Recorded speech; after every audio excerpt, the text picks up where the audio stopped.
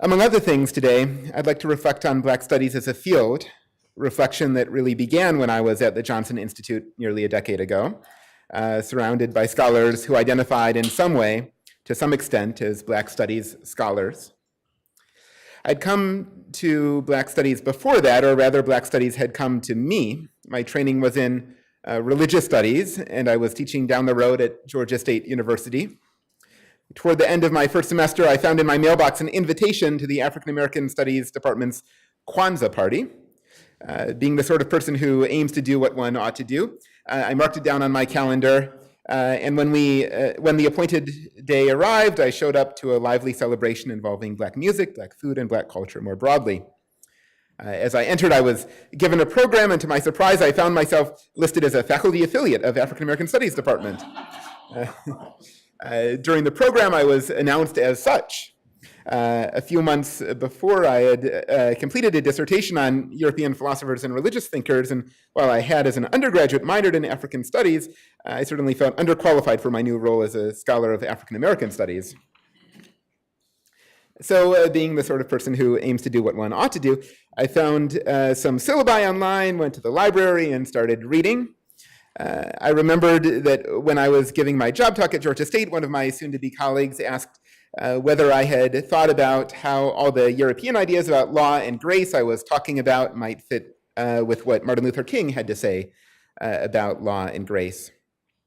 At the time, I was rather annoyed by that my questioner was changing the subject, not engaging with what I saw as the richness of the European intellectual tradition I had been studying. But now, as an African American Studies Department faculty affiliate, I decided to follow up. I started reading King's papers, his sermons, and his speeches, and finding that indeed there was much intellectual richness to be found there, and there were fruitful dialogues to be had with traditions of European thought.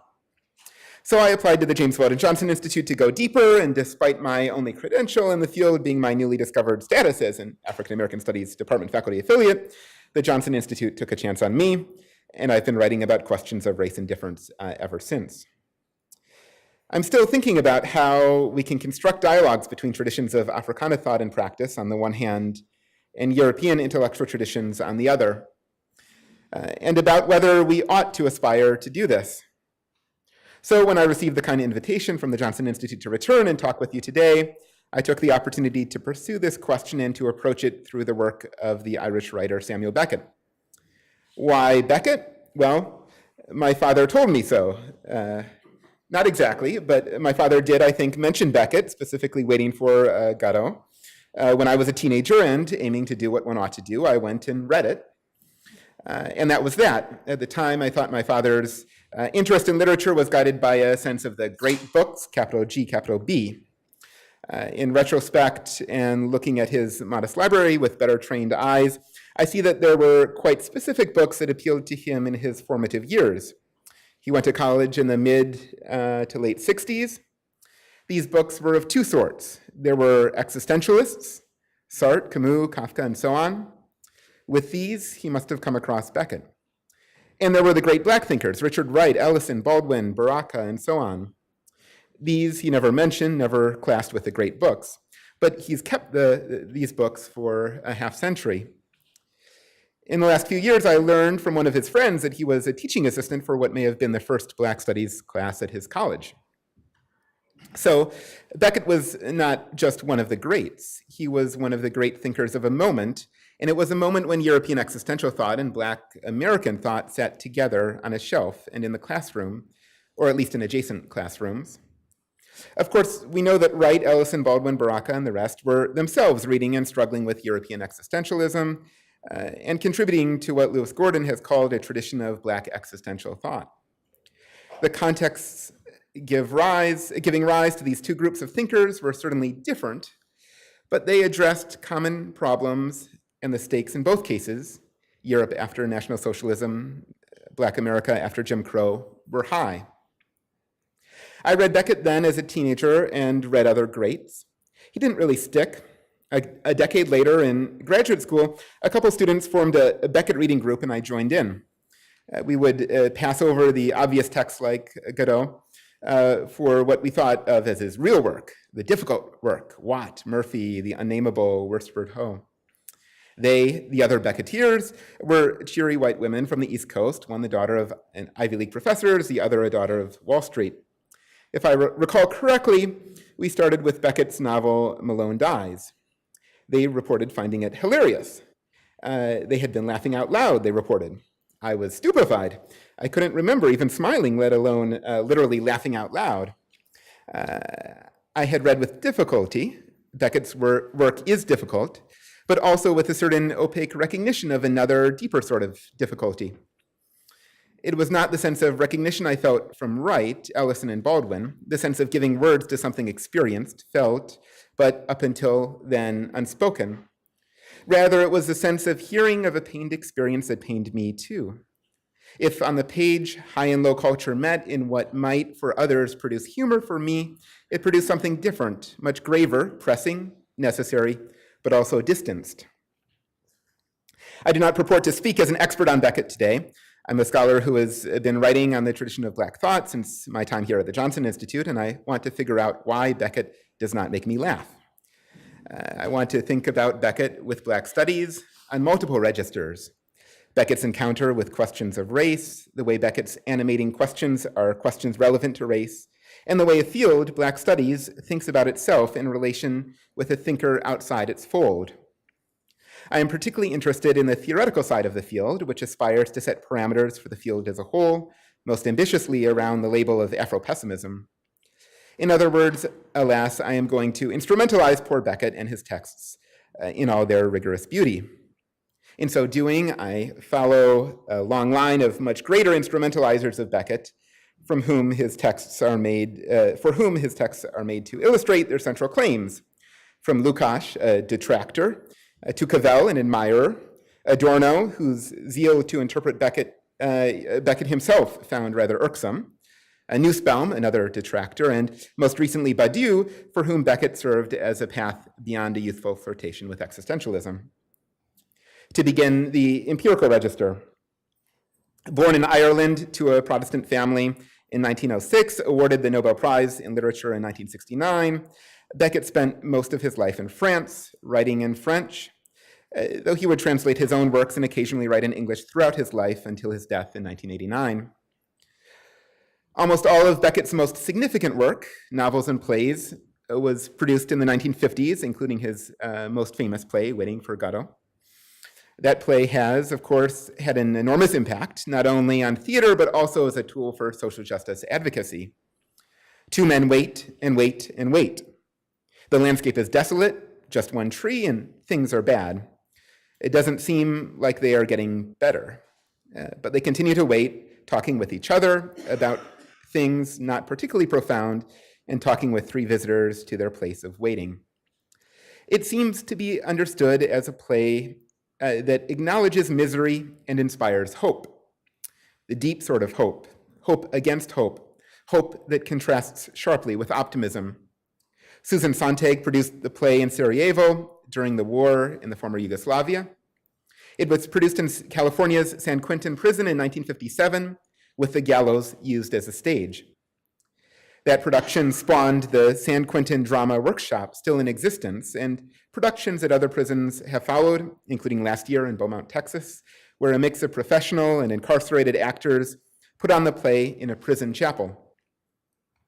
There, the incarcerated audience was reported to be enthusiastic and boisterous until it was moved to silence when the protagonist says to Godot's helper, "Tell him you saw me."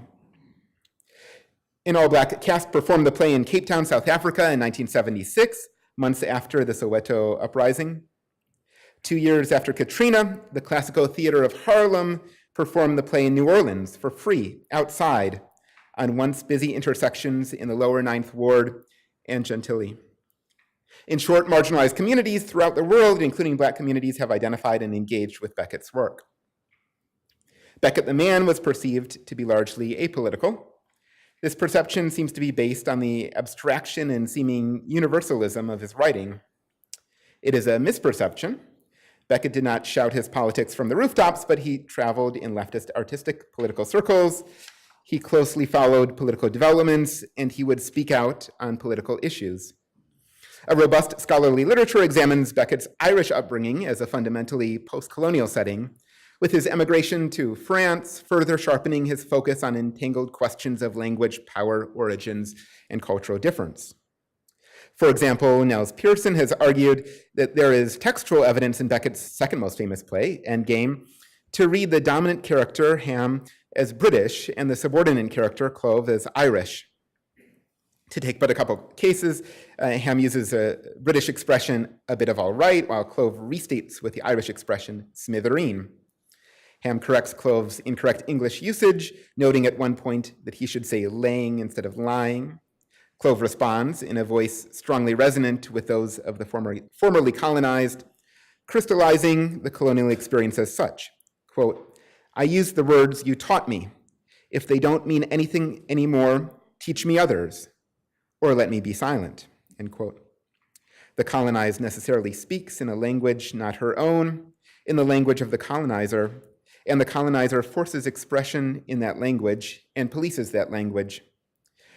To invoke an opening to the expansive discourse of post-colonial criticism, the most the colonized can do is mimic the words and phrases of the colonizer.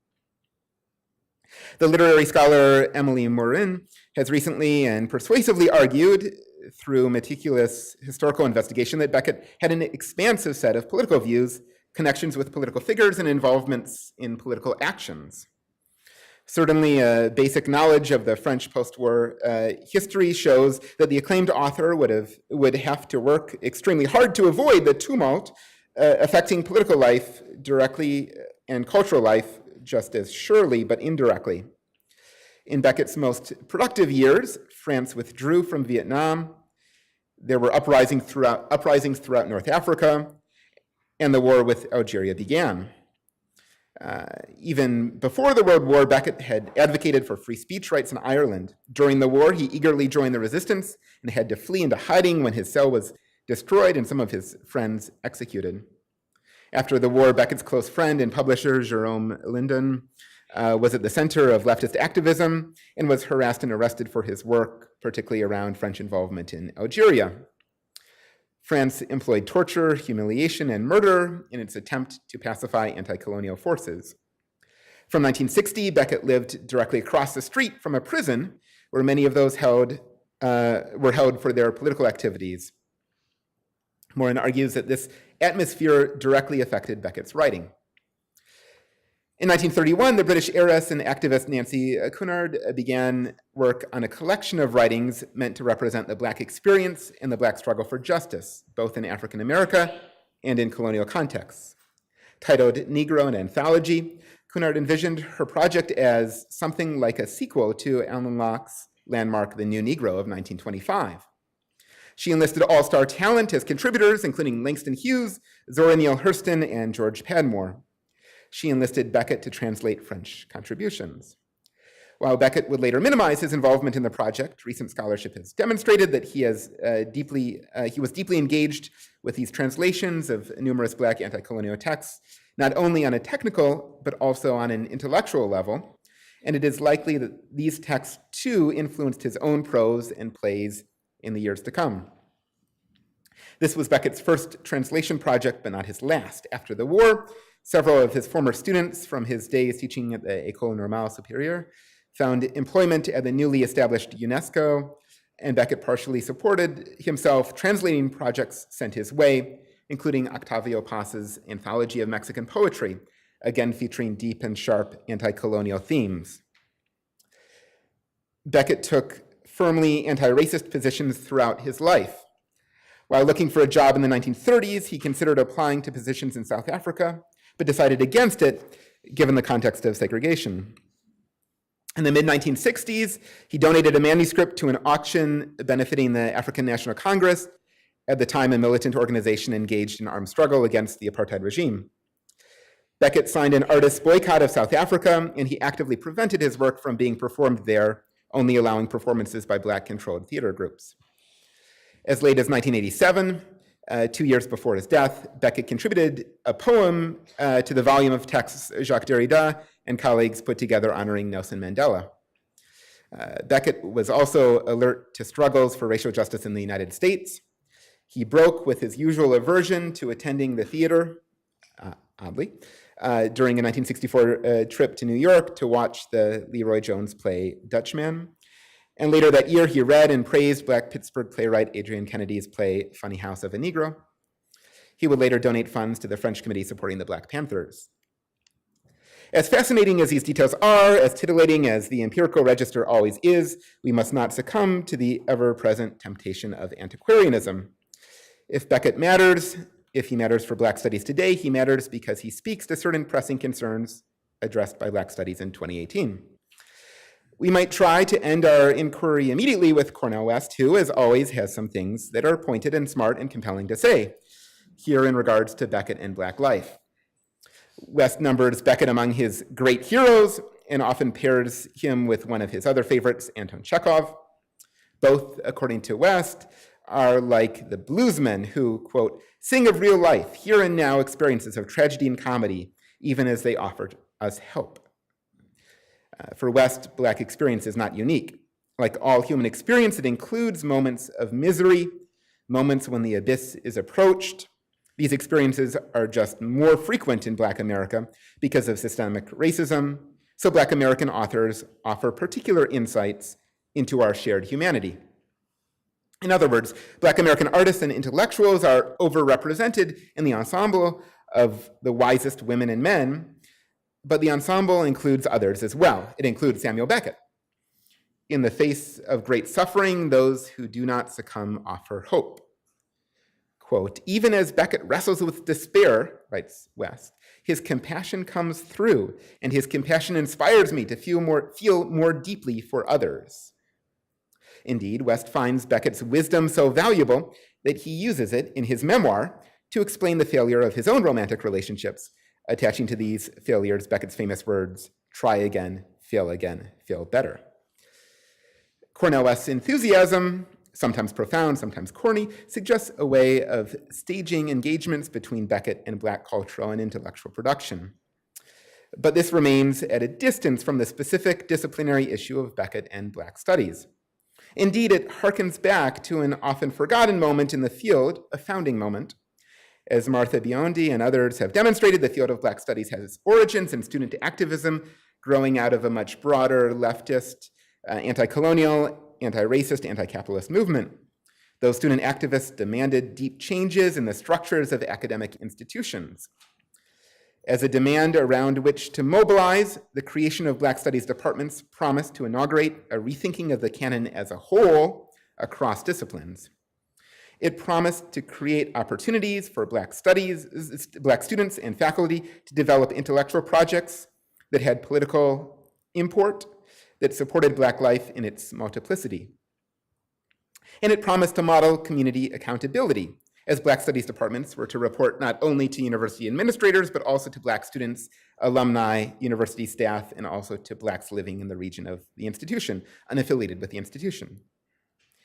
It is clear how West's embrace of Beckett fits into this context. At his best, he is conscripting intellectual resources for a project seeking to advance justice for Black communities, accountable to Black communities. That is what is offered by spotlighting the work of those, Black and not Black, who grapple with misery and model hope. Inevitably, institutionalization moderates. More precisely, in the case of Black studies, the aspiration of Black studies departments to offer a foothold for broader institutional transformation as part of a leftist decolonial international faded. So did the necessity that scholarship in Black studies be justice-oriented and accountable to the Black community, conceived in broad yet concrete terms. Black studies becomes the study of Blacks, their history, culture, art, religion, music, politics, and economics. Black studies conceived this way fits nicely on a shelf or in a course catalog next to Jewish studies, Latinx studies, Asian American studies, and even Irish studies. If Black studies wants to be a little edgy, it becomes the study of Blacks transnationally, bracketing national boundaries to attend to flows of diasporic peoples and cultures.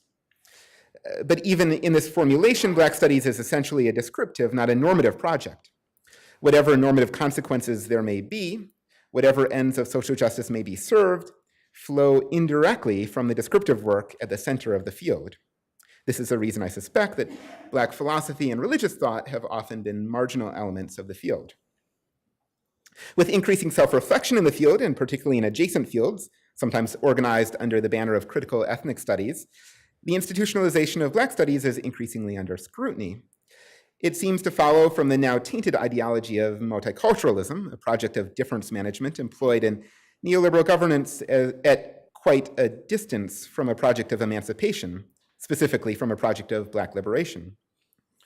With the obvious failures of the promise of post-racialism during the presidency of Barack Obama, with the powerful narrative of mass incarceration as a third phase of Black subjugation following slavery and segregation, and with millennial activists in the street and on social media speaking out in voices that are distinctively and proudly Black, the past few years have seen renewed theoretical energy directed at the task of articulating what could make Black studies, or Black study, special.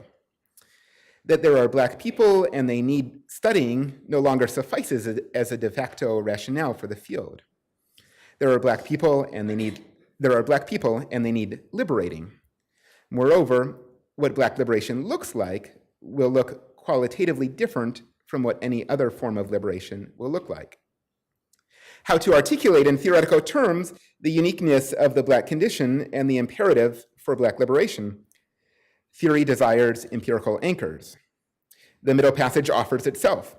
The experience of enslavement, the argument goes, is qualitatively different from all the other sorts of hardships faced by other racial and ethnic minorities. Black life is lived as the afterlife of slavery.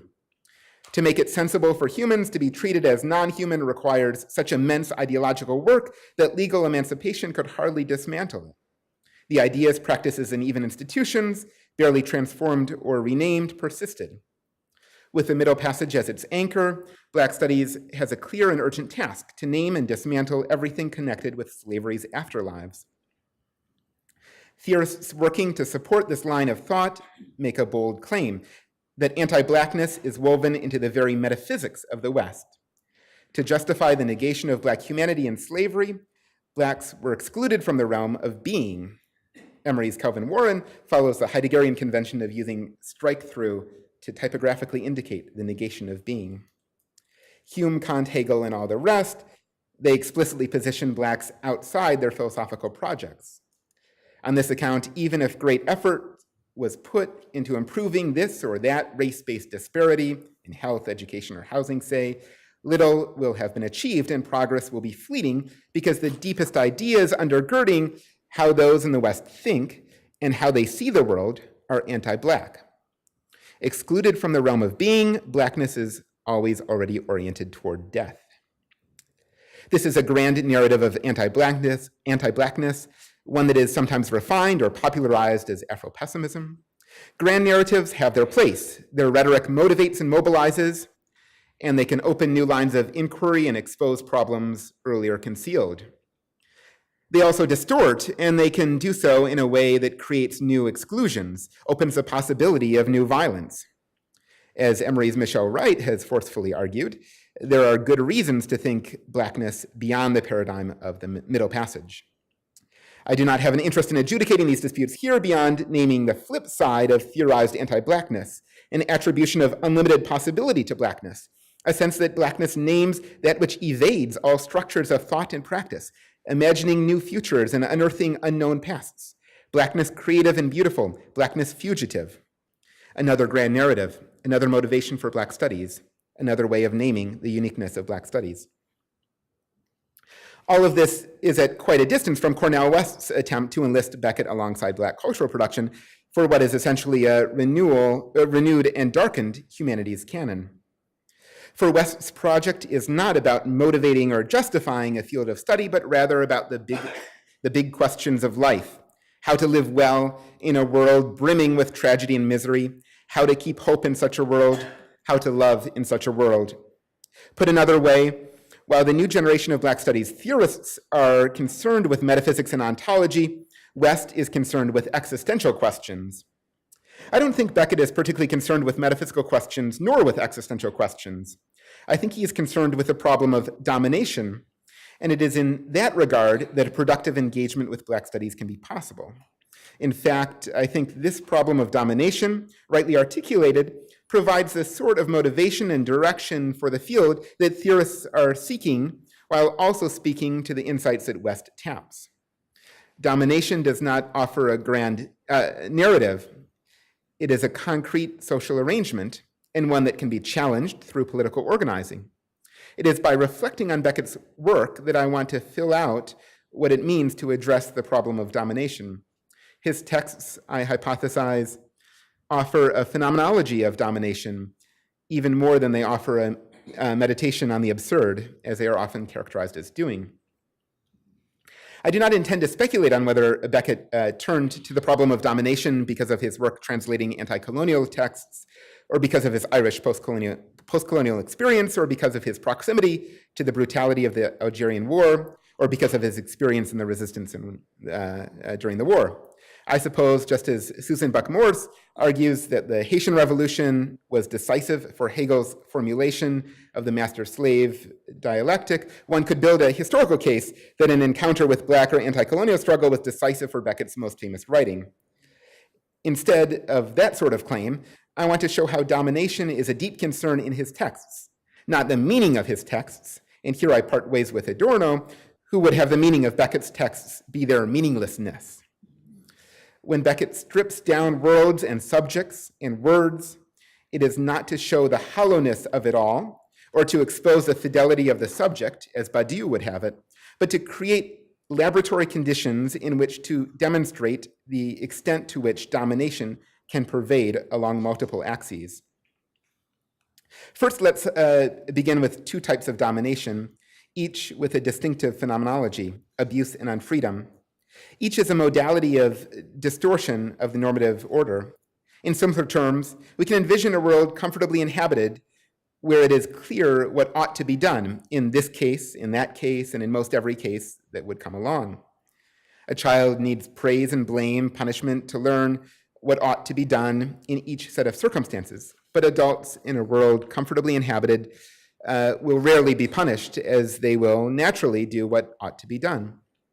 This is not the world of domination. In abuse, extrapolating from and refining Elaine Scarry's elegant analysis, it seems as though X ought to be done, but when it is done, reprimand or punishment follows instead of praise. The abuser demands that the abused wear a purple shirt, but once she wears a purple shirt, he accuses her of disregarding his preferences. It is impossible for the abused to comfortably inhabit a normative world. Every time she thinks she has it figured out, it slips away on the whim of the abuser, increasing the victim's perceived dependence on the abuser, as it is he alone who has access to what ought and ought not to be done, since he's making it up. Near the start of Act 2 of Waiting for Godot, Vladimir is sure that Estragon must have done something wrong to deserve a beating. "I wouldn't have let them beat you," he says. "I would have stopped you from doing whatever it was you were doing that precipitated the beating." Estragon responds, "I wasn't doing anything." "You couldn't have stopped them." He repeats himself as Vladimir goes unconvinced. "Perhaps you weren't, but it's the way of doing it that counts." But the beating was entirely unprovoked, and this is a feature throughout Beckett's texts: penalty or reprimand for doing what seemed as though it ought to be done, sometimes by another character, sometimes by the world itself. We can distinguish abuse from a second type of domination, which I'll rather infelicitously call unfreedom. By this I mean domination which entails being subject to the arbitrary will of another. This arbitrary will need not be exercised all the time, or even at all, to maintain the relationship of domination. The benevolent dictator or master or colonizer has a capacity, even if unused, to intervene in the normative world of the subordinate, telling her what she ought to do. The paradigm here is indeed slavery, but in recent political theory, an elaborate account of domination along these lines has been put forward under the name of civic republicanism. The idea is that older accounts that conceive of freedom as lack of interference by, for example, government regulations, stray from the paradigm case of unfreedom, namely slavery. Front and center in Waiting for Godot is this sort of relationship of domination, the two protagonists waiting encounter Pozo and Lucky, a human reduced to animal-like status by force, by the whip. Pozo interferes in Lucky's world whenever he pleases. What would you prefer, he queries the protagonist. Shall we have him dance or sing or recite or think, or they choose a dance and then a think? A marker of such a relationship of domination, theorists assert, is that the subordinate will avert her eyes from the dominator. Neither the abuse account of domination nor the unfreedom account of domination quite captures the sort of domination that is pervasive in Beckett's texts. Domination is murkier business there. Even if one man holds a whip, he is not in total control. But that does not mean that the subordinate or abuse victim simply resists. The relationship of domination is, we might say, gray. This, of course, is a characteristic of Beckett's texts as a whole. According to Cornel West, Beckett's art aims at representing the funk or the mess, all the earthy difficulties of the world and bodies in the world. Beckett himself often refers to the muck. I think we find in Beckett's texts a mucky form of domination, one that involves arbitrary imposition of the will and that also involves phantom norms that elicit reprimand or punishment, but that do both of these incompletely and inconsistently. Domination in Beckett is no mechanical operation. As it operates, relationships are tightened, indeed made permanent, because of that imperfect nature of domination. In such a world, sticking with the relationships in hand is the only way to feel secure, however high the cost in pain and suffering may be for that security. In Endgame, when Ham whistles, the subordinate Clove comes immediately, most of the time. Clove is far from passive. The first time the physically disabled and so immobile Ham whistles, he follows it with the command, "Get me ready, I'm going to bed." "I've just got you up," Clove responds. "I can't be getting you up and putting you to bed every 5 minutes." Despite this refusal, Clove's subordinate status persists. He continues responding to the whistle most of the time and doing what Ham commands of him most of the time, even when Ham's commands are strikingly arbitrary and capricious. "Clove." Clove halts without turning. "Nothing." Clove moves on. "Clove." Clove halts without turning. At another point, Ham says he would like to urinate. Clove goes to get the catheter, but on his way, Ham stops him, his mind changed. This dynamic repeats, but with more time before Ham's mind changes. Ham asks for his chair to be moved. Clove begins to move it, then Ham changes his mind. This time, Ham continues the torment. He insists Clove has not returned his chair to the proper place, insisting that he move it a little to the right, then the left, then forward, then backward. Clove decides to leave Ham, to leave his position of subordination. But like so many decisions in Beckett's texts, this is far from final. Now Clove, mobile and able to see, unlike the wheelchair-bound, blind Ham, is in a position to impose his will. "I'll leave you," he tells Ham, but Ham blankly replies, "You can't leave me." "This is all it takes," Clove responds, "then I won't leave you." Clove, it seems, desires clear rules, a comfortable normative universe. His room, the kitchen, is a perfect cube, 10 by 10 by 10. Nice dimensions, nice proportions, Clove observes. Clove cleans and explains, "I love order. It's my dream, a world where all would be silent and still, and each thing in its last place under the last dust." But Ham does not tolerate stability in Clove's normative world. "Drop it," he says as Clove drops the object he was cleaning. But it is clear to both protagonists, Clove and Ham, that no such order is possible in their world. Quote, "No one that ever lived ever thought so crooked as we," Clove observes sadly. Ham responds, "We do what we can." The world is not orderly and cannot be imagined to be orderly. It is always disturbed by the gravitational force of domination. In the foreground, the domination of one character by another. But in the background are numerous other dimensions of domination, adding up to the whole world in Beckett's dissections of it. Here, I will focus on the world of Endgame, on domination by the physical world, bodies, time, parents, language, and finally, domination of an audience. Just as we expect other human beings to act in regular, orderly ways, so allowing us to participate together in a shared normative universe, we expect the Earth itself, our physical surroundings, to behave in an orderly way. In Beckett's worlds, this is not the case. In Endgame, with a setting sometimes described as post-apocalyptic, the Earth is collapsing. The rate and character of collapse are unclear, but collapse itself is certain. Throughout the play that takes place in something like a bomb shelter, there is speculation about life outside, about whether escape from the shelter is a viable option, but the conclusion is always vaguely negative. Rain, for instance, is necessary, but unlikely. Indeed, Clove observes, there's no more nature. Ham dissents. There must be. They are alive, and they are natural creatures, which means they are still capable of decline. Quote, we lose our hair, our teeth, our bloom, our ideals, unquote. Nature's force pushes on them, even if there is little left outside their window. Ham is surprised when living creatures, a flea, a rat, are found inside the shelter. The protagonists attempt to destroy these creatures, the flea through insecticide, the rat through some unmentioned, though unsuccessful means. The earth is in decline, but never total. The attempts to control the earth, its creatures, are successful, but only partially. Bodies themselves exercise a power to dominate in a mucky way.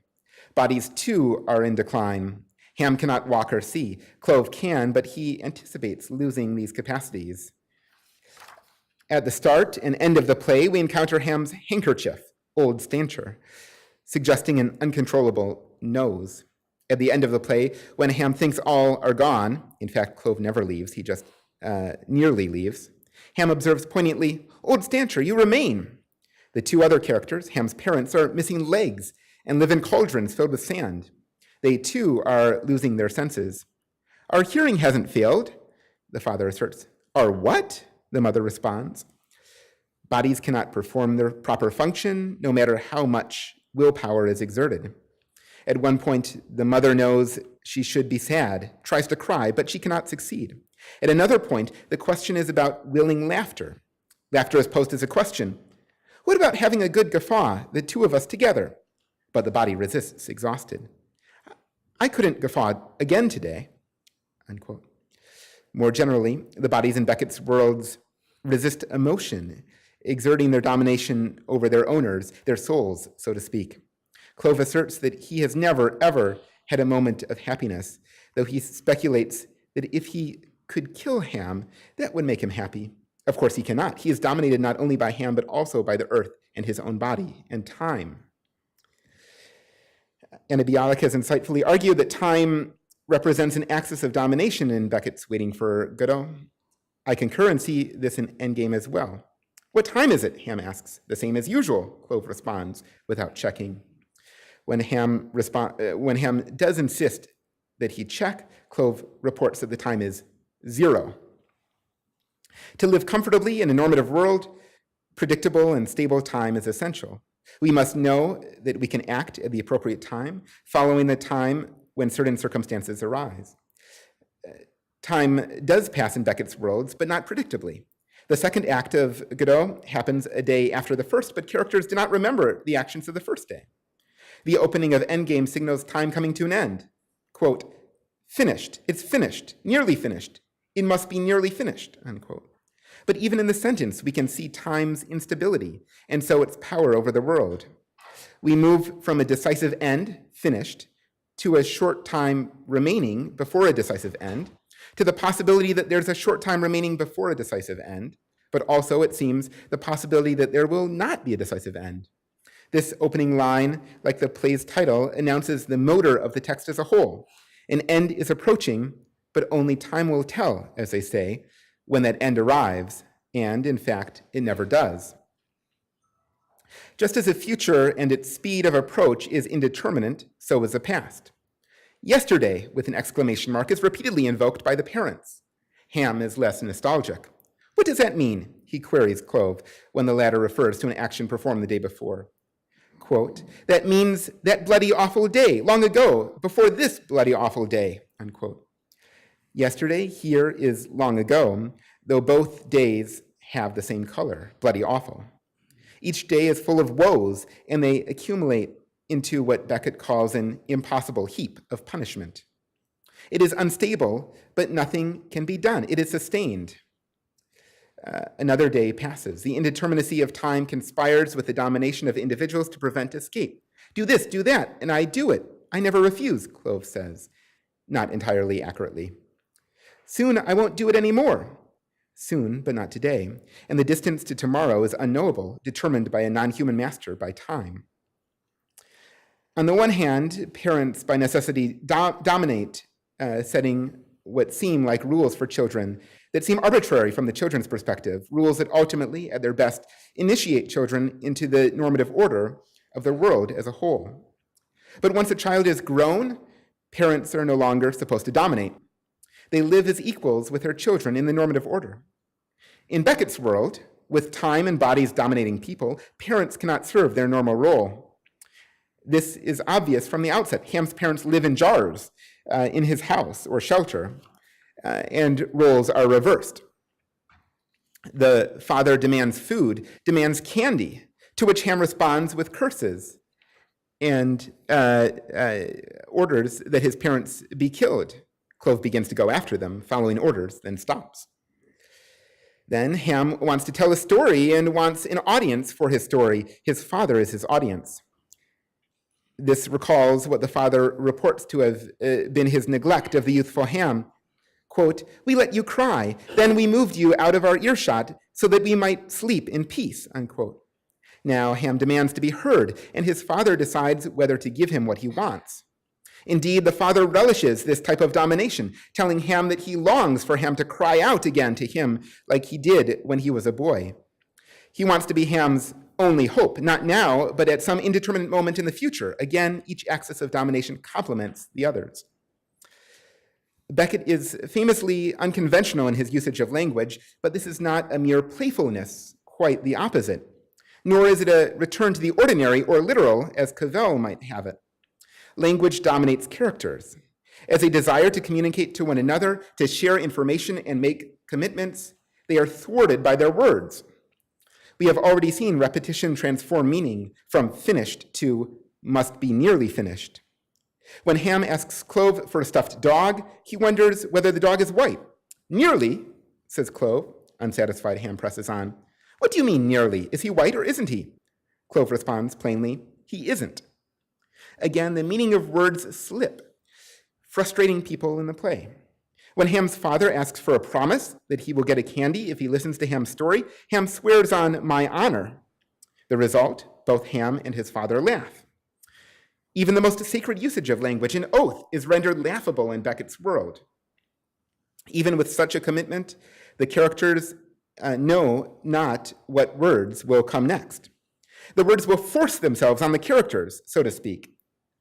When Ham thinks Clove is finally going to leave, he asks for a few words to ponder.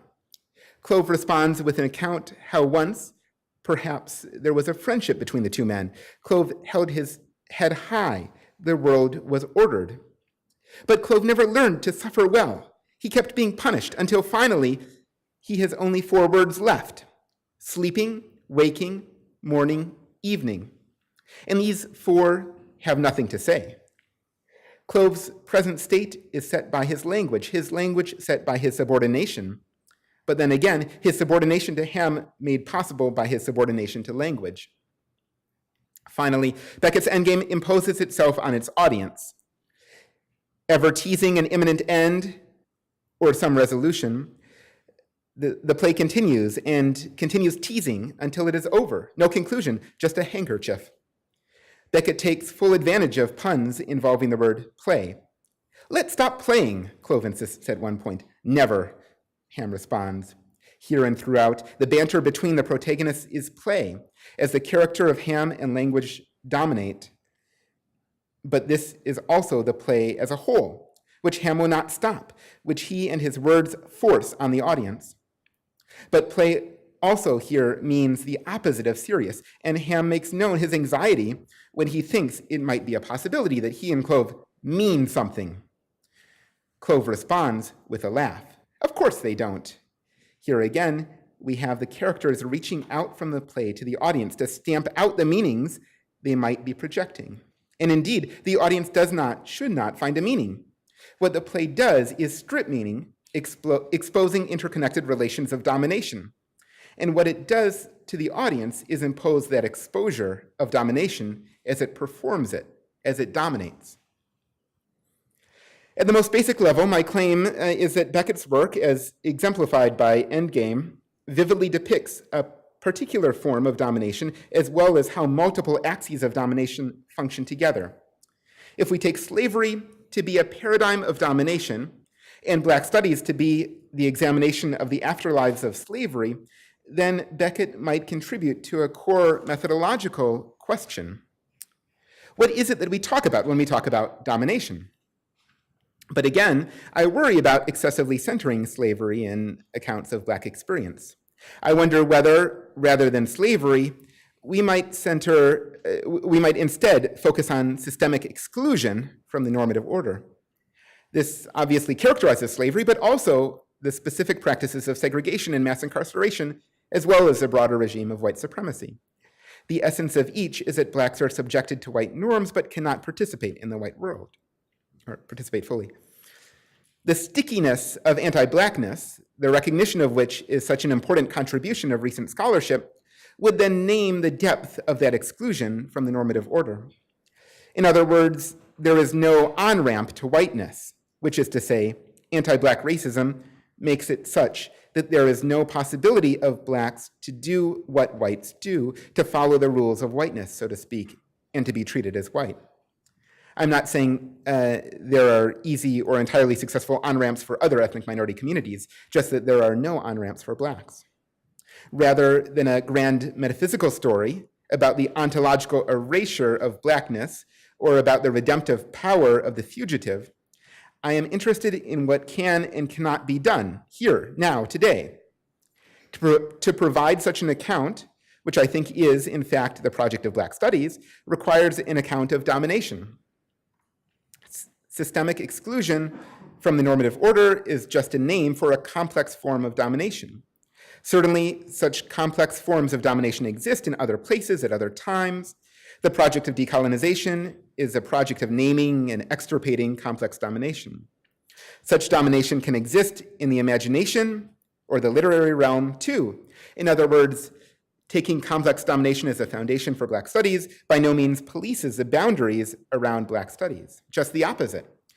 Recalling the field's earliest moments, it opens conversations with other forms of decolonial struggle and with other literary and theoretical traditions. What does life lived in such circumstances look like? Certainly, there is a broad and varied tradition of Black literature that addresses this question, but so does the rigorous beauty of Beckett's writing. The same goes for the question, what is to be done? When we encounter simple domination, one individual exercising arbitrary or abusive power over another, it seems straightforward to rectify the situation by liberating the subordinate. Obviously, it is not. The relationship binds even after separation. Complex domination can seem simply unbearable. An antidote is to be found in Black literature and Beckett. The latter creates laboratory conditions for the examination of complex domination by stripping away all non-essentials, revealing discrete but interconnected dimensions of domination. So does Black literature in different ways. I agree with Adorno, Badiou, and most recently Jean-Michel Rabaté. Beckett mobilizes an incredibly powerful aesthetic apparatus to strip down the world and self, to identify and peel off layers of enchantment. But I disagree about what we find in that stripped down world or self. It is neither meaninglessness nor fidelity, but rather a self multiply dominated. That here today is what we call a Black self, and that is nothing to laugh at. Thank you.